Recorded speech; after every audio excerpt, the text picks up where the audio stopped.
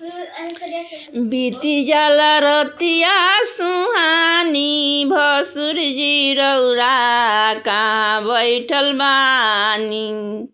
बीती जाला रतिया सुहानी भसुर जी रौरा कहाँ बैठल बानी।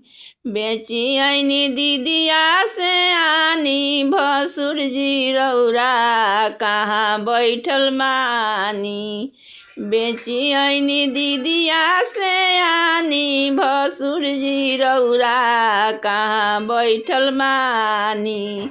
अटई चिले आईनी काबारी भसुर जी रौरा कहाँ बैठल बानी।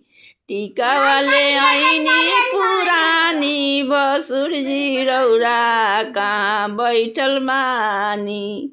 हारा वाले आईनी पुरानी भसुर जी रौरा कहाँ बैठल बानी। बेची आईनी दीदिया से आनी भसुर जी रौरा कहाँ बैठल बानी।